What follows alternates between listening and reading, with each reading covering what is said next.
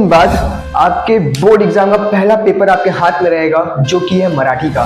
But अगर आप एक ऐसे स्टूडेंट हो जिसका कोई इतना अच्छा पढ़ाई करके नहीं हुआ है, आपने बहुत ही कम पढ़ाई किया है, स्टिल 90% इज अचीवेबल। पहला इंपॉर्टेंट एग्जाम में फोड़ के आता है ना, उसका कॉन्फिडेंस हमेशा हाई रहता है। अब यहाँ पे स्कूल और क्लासेस का रोल खत्म हो गया है, उन्होंने अपना सिलेबस कंप्लीट करवा दिया।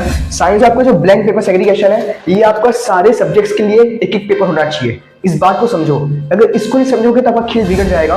तो आपको सेग्रीगेशन करना है, साइंस 1 का, साइंस 2 का, अलजेब्रा का, ज्योमेट्री का, तब आपके माइंड में क्लियर इमेज बन जाएगा। अपने दिमाग में एक टारगेट सेट करो कि भाई मुझे इतना परसेंटेज लेके आना है। रीजन कि साइंस 1 का देखो एग्जाम है, 10 मार्क्स आपके ऑब्जेक्टिव्स हो गए, फिर आंसर द फॉलोइंग हो गए, फिर आपके डायग्राम वाले subject boost the marks but language decides the topper.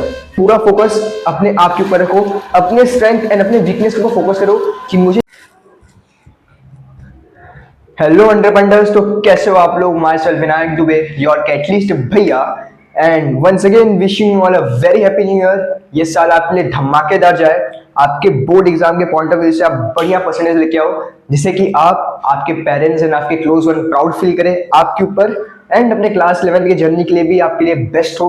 Because आप वो वीडियो देख चुके होंगे जब अपलोड किया था, उसमें मैंने बड़े अच्छे से बताया था कि 95% स्टूडेंट्स का क्लास 11 बर्बाद होता है, वेस्ट हो जाता है अगर आप साइंस ले रहे हो तो इसलिए make sure to take this year as your best year at every level which is possible from your side. तो शुरू करते हैं। इस वीडियो में हम डिस्कशन करने वाले हैं आपका स्ट्रेटेजी आप देखते आ रहे हो अप्रैल से, जब आप क्लास 10 में एंट्री मारे थे। अप्रैल गया, मई गया, जून गया, जुलाई, अगस्त, सितंबर, अक्टूबर, नवंबर, दिसंबर भी गया। And if don't be surprise, तो आपके लिए बता दूं, सिर्फ 53 डेज बचा है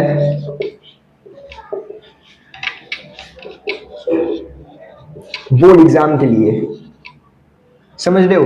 सिर्फ 53 डेज बचा है, यानी कि 53 दिन बाद आपके बोर्ड एग्जाम का पहला पेपर आपके हाथ में रहेगा जो कि है मराठी का।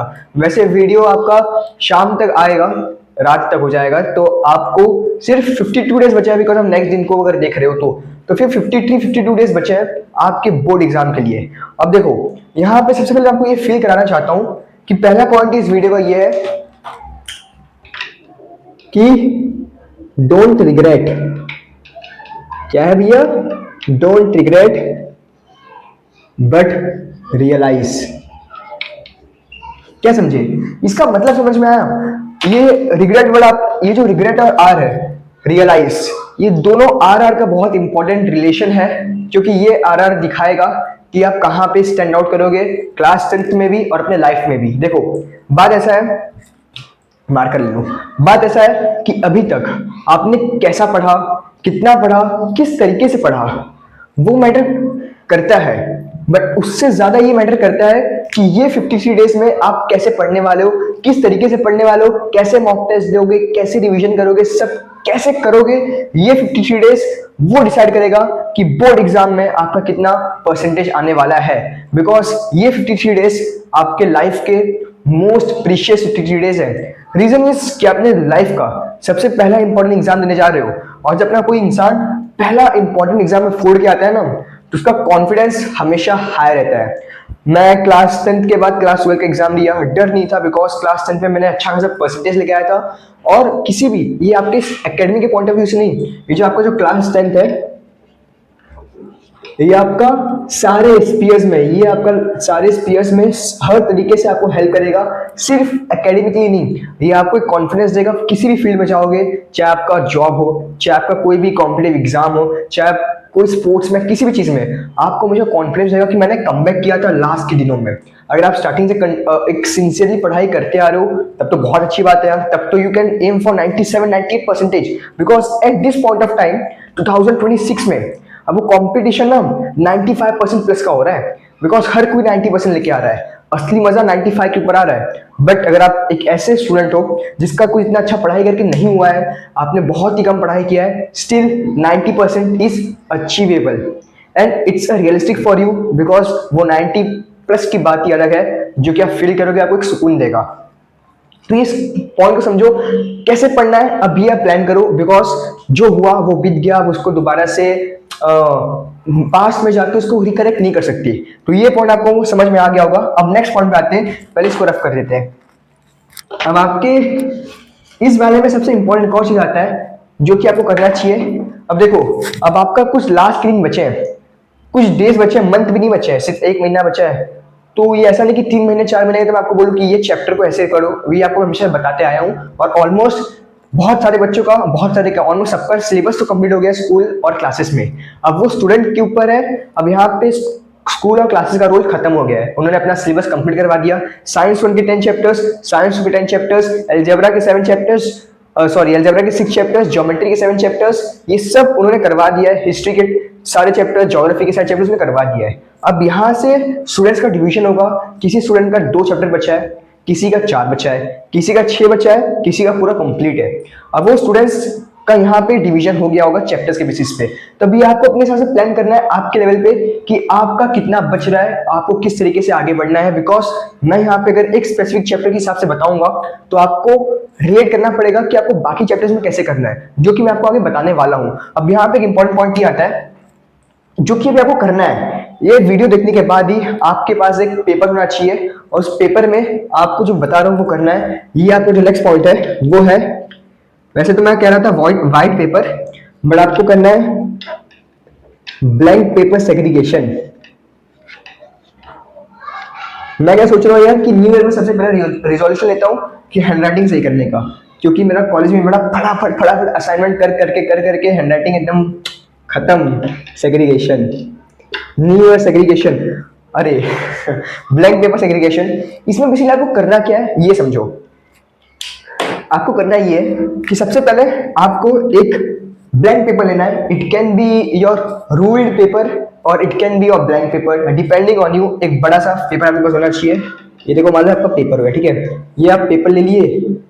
अब ये पेपर में आपको ना 3 डिवीजन करना है, सेग्रीगेट करना है। देखो ऐसे ही, अब यहाँ पे देखो ये आप कर लिए। उसके बाद आपको यहाँ पे ये करना है, जो पहला सीन है, जो पहला आपका कॉलम है वो आपका हो गया W वीक, दूसरा जो है वो आपका M यानी मीडियम, तीसरा जो है वो आपका S यानी कि स्ट्रॉन्ग। समझो यहां बताता हूं क्या सीन है। वीक, W यानी कि वीक हो गया, M यानी कि आपका मीडियम हो गया, S यानी कि आपका स्ट्रॉन्ग हो गया। आपको करना क्या है, आपको करना यह है कि आपको यहां पे साइंस 1 के, साइंस 2 के, अरे यार इसको मैं ऐसे कर देता हूं, साइंस 1 का, साइंस 2 का, अलजेब्रा का, ज्योमेट्री का, हिस्ट्री का, ज्योग्राफी का, हिस्ट्री एंड पॉलिटिकल साइंस मान लो, ज्योग्राफी हो गया। और लैंग्वेजेस का तो आपको भाई पता है बहुत खतरनाक है लैंग्वेज, भाई दबा दबा के है, तो उनको साइड करो। तो आपको करना ये है कि साइंस 1 के 10 चैप्टर है, साइंस 2 का 10 चैप्टर है, अलजेब्रा का 6 चैप्टर है, ज्योमेट्री का 7 चैप्टर है, हिस्ट्री पॉलिटिकल साइंस में इसमें 9 है, और 9 5 14 चैप्टर, आई गेस 14 चैप्टर्स है। और ज्योग्राफी में भी आपके 9 चैप्टर मान के चलो, 9 चैप्टर्स है। आपको ये जो चैप्टर्स है, ये जो आपका जो ब्लैंक पेपर सेग्रीगेशन है, ये आपका सारे सब्जेक्ट्स के लिए एक एक पेपर होना चाहिए। इस बात को समझो, अगर इसको नहीं समझोगे तो आपका खेल बिगड़ जाएगा। मान लो शुरू करते हैं आपका साइंस 1 का। अब साइंस में उठाओ, साइंस में 10 चैप्टर्स हैं, तो आपको करना ये है कि आपको पहले ये देखना पड़ेगा, ये आपको एकदम ऑनेस्टी के साथ करना है। सबसे पहले आपको ये करना पड़ेगा कि मान लो साइंस में 10 चैप्टर्स है, तो आपको उसको सेग्रीगेट करो कि इस 10 चैप्टर्स में से कौन सा आपको इजी लगता है। इजी मान लो कि मैं अपने पॉइंट ऑफ व्यू से बताता हूँ, मेरे टाइम पे मुझे क्या इजी लगता था। देखो बताता हूँ, अब आपको समझ में आएगा। मेरे लिए इजी यानी कि ये स्ट्रॉन्ग लेवल पे आएगा। तो मुझे साइंस 1 की बात कर रहा हूँ, आपको मानना है साइंस 1 हो गया, साइंस 1। अभी साइंस 1 का जो ब्लैंक पेपर सेग्रीगेशन है, इसमें करना ये है कि मुझे चैप्टर नंबर, यहाँ देखो चैप्टर नंबर मुझे 2 इजी लगता था, पीरियोडिक क्लासिफिकेशन ऑफ एलिमेंट्स। 3 भी इजी लगता था बिकॉज बड़ा मस्त था। उसके बाद चौथा आपका वो हो गया, 5वां हीट था, 5वां भी मुझे इजी लगता था। 5वां का फिर 7वां का लेंसेज था, तो लेंसेज ही लगता था। कार्बन कंपाउंड्स वो तो बिना भाई वो सबका यहीं पे आता है, यहाँ पे वो मैं इसको यहाँ पे नॉर्मल लिख देता हूँ। कार्बन कंपाउंड बहुत लोगों को टफ जाता है, यहाँ पे क्या। फिर एक वो स्पेस मिशन, वो भी इजी लगता था, तो मुझे इजी लगते थे। अब यहाँ पे मुझे टफ क्या लगता था अपने पॉइंट ऑफ व्यू पे टाइम पे, तो मुझे कार्बन कंपाउंड्स, मेटलर्जी लेंदी था। और वो हमारे टाइम पे आपको मैं बताया था कि हमारे टाइम पे जो सिलेबस था मेटलर्जी का वो दिसंबर के एंड में जाके खत्म हुआ था। तो उतना करते करते क्लासेस में हो गया था, बट स्कूल में नहीं हो पाया था। और मैं स्कूल में टीचर का मैं अच्छी समझ में आता था, तो सीन हो गया था ये कि वो दिसंबर में जाके कंप्लीट हुआ था आपका मेटलर्जी। मेटलर्जी कंप्लीट हुआ आपका दिसंबर के टाइम पे, इसलिए मुझे उसका टाइम नहीं मिल पाया रिवीजन करने के लिए, बिकॉज लेंदी था। तो मेरा ऑटोमेटिकली वीक वाली कैटेगरी में आ गया था। मीडियम में आपके छोटे बड़े जैसे 4th चैप्टर हो गया आपका, वो मुझे मीडियम लगता था। फिर आपका जो रिफ्लेक्शन ऑफ लाइट है वो 6th का। तो ऐसे में आपको सेग्रीगेशन करना है कि भाई ये मेरा वीक है, ये चैप्टर्स आपके जो आपको वीक लग रहे हैं मुझे इसके ऊपर वर्क करना पड़ेगा। ये मेरा चैप्टर मीडियम लेवल पे है कि भाई ठीक ठाक है, चलो इसको मैं वर्क कर सकता हूँ। और ये मैं स्ट्रांग है, इससे मुझे कोई बीट नहीं कर सकता। यहाँ पे किसी भी टॉपिक से क्वेश्चन आएगा, मैं लिख के आऊंगा, ये मुझे अपने ऊपर पूरा ट्रस्ट है। तो इस लेवल पे आपको सेग्रीगेशन करना है, साइंस 1 का, साइंस 2 का, अलजेब्रा का, ज्योमेट्री का। तब आपके माइंड में क्लियर इमेज बन जाएगा कि आपके कितने चैप्टर्स इस कैटेगरी में, कितने चैप्टर्स इस कैटेगरी में, कितने चैप्टर्स इस कैटेगरी में। ये बहुत इंपॉर्टेंट है। अगर ये समझ गए तो आपका 40% काम समाप्त हो जाएगा। अब ये करने के बाद आपको नेक्स्ट आना है जो कि आपका जोन ग्रुप है। क्या है? Zone group. बताता हूं कैसे। आओ आओ आओ आओ आओ, जोन ग्रुप में आते हैं। जो नेक्स्ट पॉइंट है आपका, मार्कर को कलर चेंज किया जाए। मजा आ रहा होगा आपको। Try to understand. ये वीडियो को लास्ट तक देखते देखते आपको ऑलमोस्ट सब चीज कंप्लीट कवर हो जाएगा कि इन 53 डेज में आपको करना कैसे है, आपका अप्रोच कैसा होना चाहिए। तो make sure to don't take it lightly. देखो अब हम आते हैं आपका नेक्स्ट पार्ट जो कि आपका जोन है। अब ये जोन क्या है, इसे आपको करना ये है, ये देखो वीक है, फिर वीक से मीडियम है, मीडियम से स्ट्रांग है। समझो, इसको समझने के लिए पहले आपको उसको समझना पड़ेगा जो कि आपको मैंने बड़े अच्छे से समझा दिया है। अब समझाने के बाद आपको इस पे आना है। अब इस पे आके आपको क्या करना है, देखो अब ये मान लो चैप्टर नंबर 8 है, ठीक है। ये जो चैप्टर नंबर 8 है, तो आपको ट्राई करना है कि पहले आपको इसको अच्छे से प्रिपेयर कर लेना है। इसके टेक्स्ट बुक को रीड कर लो, या तो एटलीस्ट के ऑब्जेक्टिव्स कर लो। ऑब्जेक्टिव्स कर लिए, सारे ऑब्जेक्टिव्स कर लिए, तो ऑटोमेटिकली धीरे धीरे चैप्टर आपका मीडियम कैटेगरी में चला जाएगा। तो आपको लगेगा कि एटलीस्ट इस चैप्टर में मुझे ऑब्जेक्टिव्स आते हैं, आंसर इन वर्ड आते हैं, गिने चुने क्वेश्चंस आते हैं, ऐसा आपको फील हो जाएगा। फिर इसके बाद आपको जो नेक्स्ट चैप्टर है, पहले आपको करना है कि आपको वीक को मीडियम में लेके जाना है। तो जितने भी आपके एक सब्जेक्ट में, हाँ एक चीज याद रखना, यहाँ पे ये खुरापाती दिमाग मत लगाना कि मैं इसको पहले वीक से मीडियम पे लेके जाऊंगा, फिर मीडियम से सीरियस स्ट्रॉन्ग लेके जाऊंगा। नहीं यार, इतना मास्टरी नहीं करना है। पहले आपको इस चैप्टर को वीक से मीडियम पे लेके गए, फिर आपको जो नेक्स्ट चैप्टर है उसको भी वीक से लेके मीडियम पे गए, तो फिर दोबारा आपको मीडियम लेके जाना है एक स्पेसिफिक सब्जेक्ट के अंदर, ताकि आप एक चैप्टर को एटलीस्ट इतना तो आइडिया हो जाए कि यहाँ से अगर टेक्स्ट बुक से क्वेश्चन आता है तो मैं कर ले जाऊंगा, अगर बहुत डीप में आता है तो नहीं हो पाएगा, बट स्ट्रॉन्ग में डीप में भी आएगा, मैं कर ले जाऊंगा। तो उसके बाद जो आपका एक सब्जेक्ट में साइंस जोन के जितने भी वीक जोन के चैप्टर्स थे, एक बार वो मीडियम जोन में आ गए, फिर उसके बाद आपको उस मीडियम वाले को स्ट्रॉन्ग जोन में लेके जाना है। ये आपका अप्रोच होना चाहिए। Same science 1, science 2, algebra, geometry सबके लिए। और ये 53 डेज में आपका बड़े आराम से हो सकता है। कैसे करना है ये आपको मैं बता दिया। अब करना इतना आसान भी नहीं है, बिकॉज अभी तक आप कैसे भी पढ़ाई की हो वो मैटर नहीं करता। फिर कह रहा हूं, अभी से अपना अप्रोच चेंज करो, अपने दिमाग में एक टारगेट सेट करो कि भाई मुझे इतना परसेंटेज लेके आना है। रीजन किसी के लिए नहीं, तो अपने पेरेंट्स के लिए लेके आओ, अपने आप के लिए लेके आओ, अपनी औकात बनाने के लिए लेके आओ। समझ रहे हो? बिकॉज ये बोर्ड एग्जाम का जो परसेंटेज है ना, वो कभी एक बार रिपोर्ट कार्ड पे आ गया, रिजल्ट पे आ गया, तो कभी चेंज नहीं होगा। और ये परसेंटेज आपके साथ लाइफ लॉन्ग रहेगा। मैटर नहीं करता कि आपका कहाँ काम आता है, कहाँ काम नहीं आता है। मैं कह रहा हूँ कहीं काम नहीं आता, सिर्फ क्लास 11th में एडमिशन के लिए और कहीं के टाइम पे बस पास हो उस काम में आता है, इतना इसका यूज नहीं है। बट मोटिवेशन, कॉन्फिडेंस के बहुत काम आता है यार, ये आपको जो कि आपके लाइफ में आगे काम आएगा। तो इसलिए अभी मेहनत कर लो, और अभी मेहनत करना सीख जाओ, आगे आपका गेम पूरा आपके कंट्रोल में रहेगा। ये आप समझ गए। अब हम आते हैं आपके नेक्स्ट पार्ट में, तो इसको करते पहले रिवाइज।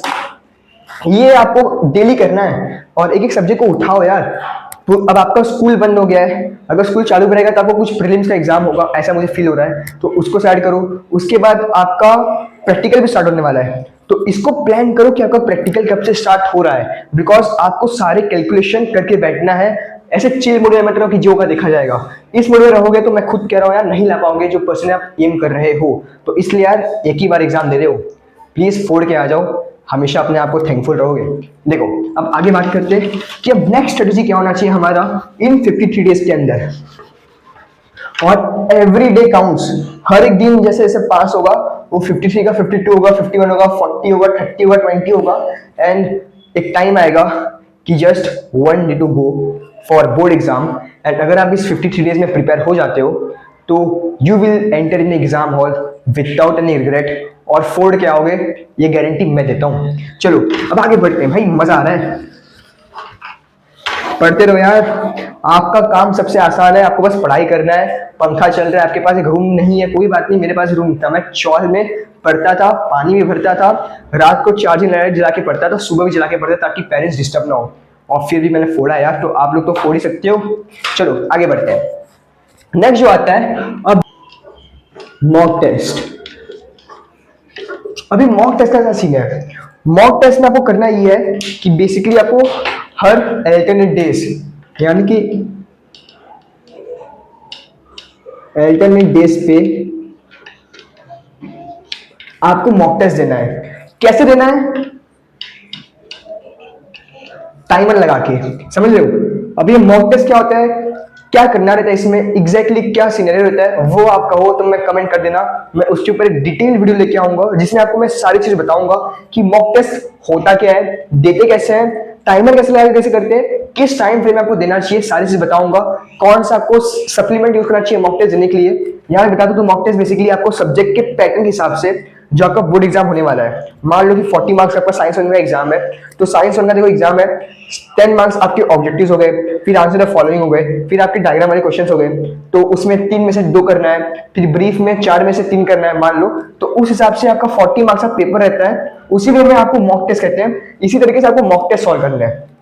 इतना आपको बता दिया हूं, बाकी मैं आपको अगर आप कहोगे तो मैं एक डिटेल वीडियो लेके आऊंगा जिसमें एकदम डीप में बताऊंगा कि मॉक टेस्ट देते कैसे हैं एंड मैंने कैसे दिया था, ताकि आप दोनों समझ जाओगे और मैंने क्या मिस्टेक्स किए थे मॉक टेस्ट देते वक्त जो कि आपको नहीं करना चाहिए, ताकि आपका काम और आसान हो जाए। तो मॉक टेस्ट वाला सीन क्लियर हो गया है। अब नेक्स्ट आते हैं आपका मेजर पॉइंट पे। अब इस टाइम पे आप जहां पे एंट्री मार रहे हो, ये उन बच्चों के लिए है जो एम कर रहे हैं 90% plus as well as rank in school या क्लासेस।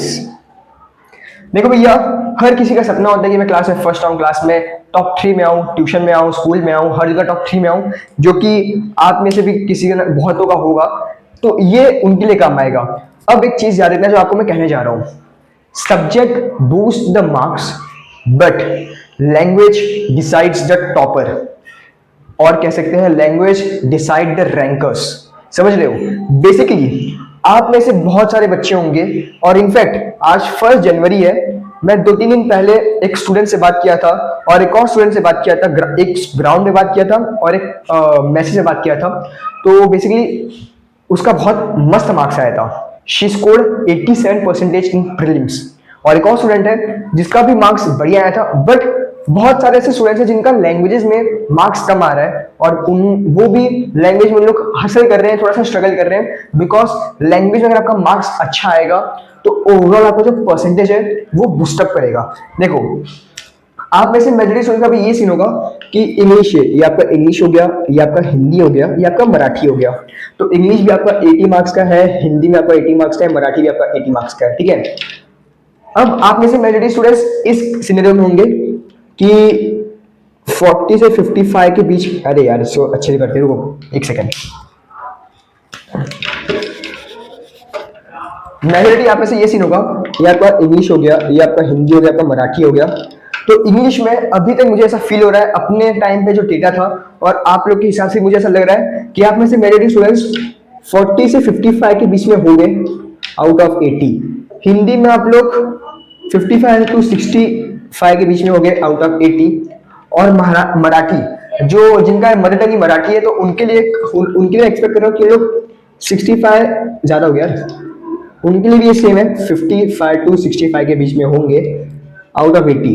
तो आपको समझना पड़ेगा। अब मेरा क्या सीन था कि मेरा हिंदी में आया था 74 आउट ऑफ 80, मराठी में कुछ आया था 92, यानी कि यहाँ पे 72 हो जाएगा, 72 आउट ऑफ 80। और इंग्लिश में मेरा 82 आया था शायद, तो यहाँ पे 62 होगा, 62 आउट ऑफ 80, जो कि बेस्ट ऑफ 5 से बाहर हो गया था, ये बेस्ट ऑफ 5 में थे। तो आपको 70 प्लस, यानी कि मैं बोर्ड एग्जाम में 94 आया था हिंदी में, 92 आया था मराठी में। तो आपको किसी दो सब्जेक्ट में 90 प्लस स्कोर करना पड़ेगा बोर्ड एग्जाम के अंदर, तब जाके आपका परसेंटेज 92 93 के आसपास बनेगा। ठीक है, कंडीशन से आपको बाकी सब्जेक्ट में अच्छा परफॉर्म करना पड़ेगा। तो अब लैंग्वेजेस बहुत इंपॉर्टेंट है। तो इस टाइम पे, इस पॉइंट ऑफ टाइम पे आपको 70% ऑफ द टाइम, जो 70% ऑफ द टाइम है किसका, वीकेंड्स का, यानी कि सैटरडे संडे जो आपका है, वो आपको 70% ऑफ द टाइम आपको देना है लैंग्वेजेस को। ठीक है, समझ रहे हो, 70% टाइम आपको लैंग्वेज में देना है, और वीकेंड वाले दिन आपको जो 30% टाइम है, 30% टाइम है, वो आपको देना है सब्जेक्ट्स को। और भैया लैंग्वेज को मैं टाइम दे रहा हूं, तो लैंग्वेज में करूंगा क्या, ये तो बताओ। देखो यार, आप में से eight this point of time आपको लैंग्वेज में बहुत सारी चीजें करने को है। जैसे आपका पैसेजेस हो गए, कि पैसेज में से आंसर ढूंढ के लिखो, फिर आपका एप्रिसिएशन हो गया इंग्लिश में, मराठी में आपका वो कृति आकलन वाला सीन है, एप्रिसिएशन हो गया, फिर आपका पैसेज एप्रिसिएशन, फिर आपका राइटिंग स्किल है, ग्रामर है, और इनका वेटेज बहुत ज्यादा है इन तीनों के अंदर, समझ रहे हो। तो लैंग्वेजेस में आपको करने के लिए बहुत चीज है, इसलिए लैंग्वेजेस को हल्के मत लो, अभी से धीरे धीरे धीरे धीरे बेबी स्टेप्स लेके लैंग्वेज की तरफ एक एक कदम आगे बढ़ाओ, ताकि विल एक टाइम आएगा जब लास्ट के 10 दिन बचे रहेंगे आपके बोर्ड एग्जाम में, तो आपको लगेगा कि यस मैंने अच्छा परफॉर्म, ग्रिप बना लिया लैंग्वेज के ऊपर। बिकॉज आपके काइंड इंफॉर्मेशन के लिए आपका जो पहला पेपर है वो मराठी, फिर आपका गैप है, फिर आपका है इंग्लिश, फिर तीसरा आपका है हिंदी। तो आपके स्टार्टिंग लैंग्वेजेस है, और जब आपका लैंग्वेजेस अच्छा से जाएगा ना, तो आपका कॉन्फिडेंस टॉप पे आएगा, जो कि आपको हेल्प करेगा सब्जेक्ट्स के लिए।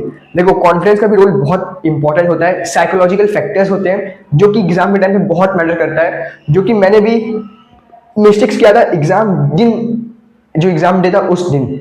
तो वो क्या था वो भी आपको मैं सही टाइम आने पे आपको मैं बताऊंगा, बट फिलहाल आपको ये समझ लो। तो लैंग्वेज वाले बाबा को भी आप समझ गए, तो please don't take it lightly, languages को अभी से ग्रिप बनाना स्टार्ट कर दो। डेली नहीं पढ़ सकते, एटलीस्ट आधा घंटा निकालो लैंग्वेजेस के लिए, एंड वीकली वीकेंड वाले दिन 70% आपको टाइम अपना लैंग्वेज को देना पड़ेगा। यानी कि एग्जाम्पल अगर आप 10 घंटे पढ़ रहे हो सैटरडे संडे, तो 10 घंटे में से 7 घंटे आपको लैंग्वेज को देना है, बाकी 3 घंटे आपको सब्जेक्ट्स पे देना है। और एक बार आपको लगेगा कि अब मैं लैंग्वेज में ग्रिप बना लिया हूं, तो ये आप वाइसा वर्सा करके मॉक टेस्ट पे लगा सकते हो, ऐसे कर सकते हो, बिकॉज अब यू आर टोटली फ्री। अब नेक्स्ट पॉइंट पे आते हैं, जो कि बहुत ज्यादा इंपॉर्टेंट है, वो है, पहले मैं अपना ब्लू मार्कर ले लूं।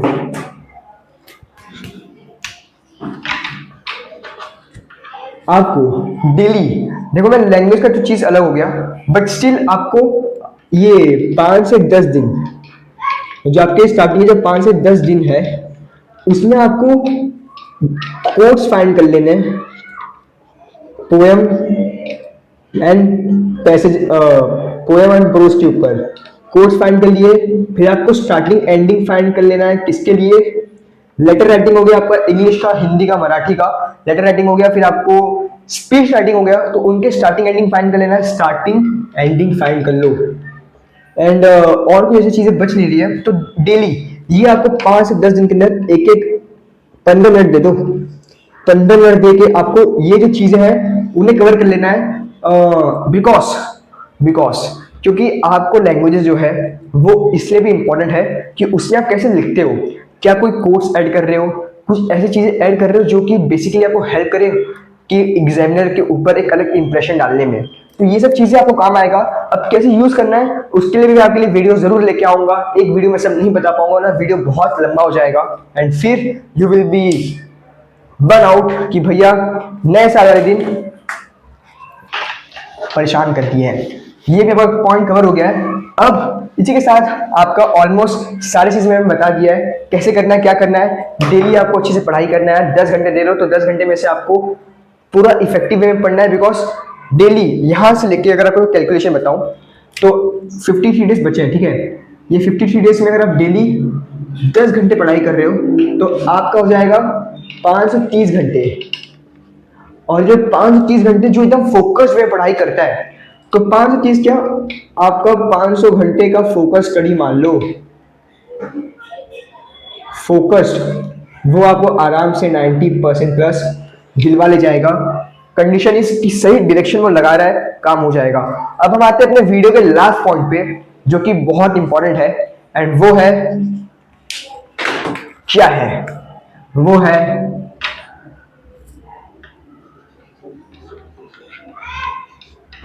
Dark horse. अरे भैया काला घोड़ा है कि मैं क्या करूंगा। हो सकता है कि अभी तक आपका प्रिपरेशन अच्छे से नहीं हुआ है, जो कि आप अपने आप को बड़े अच्छे से जानते हो, बट पता है आप बोर्ड एग्जाम के टाइम पे जो लास्ट के जो महीने बचते हैं ना, लास्ट जो डेज, उसमें ये होता है कि बहुत सारे बच्चे जो एकदम गायब थे, जिन्हें लगता था कि यार ये कुछ नहीं कर पाएगा, ये 60-70% वाला बच्चा है, इसका नहीं आ पाएगा।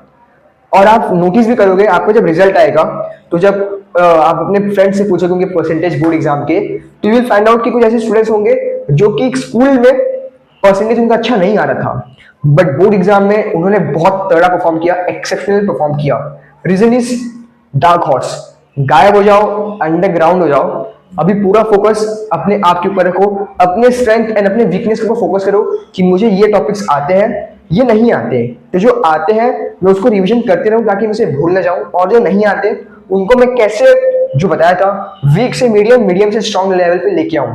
तो ये सारी चीजें आपको करना पड़ेगा एंड डार्क हॉर्स बन जाओ।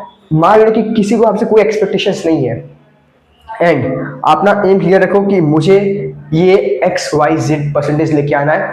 जब एम कर ही रहे हो तो बड़ा सोचो, 95% प्लस लेके आना है। कैसे लेके आना है उसका आधा चीज मैं आपको बता दिया हूँ, आधा चीज आपको मैं डेली वीडियोस के फॉर्म में आपको हेल्प करूंगा, प्रिपेयर करूंगा।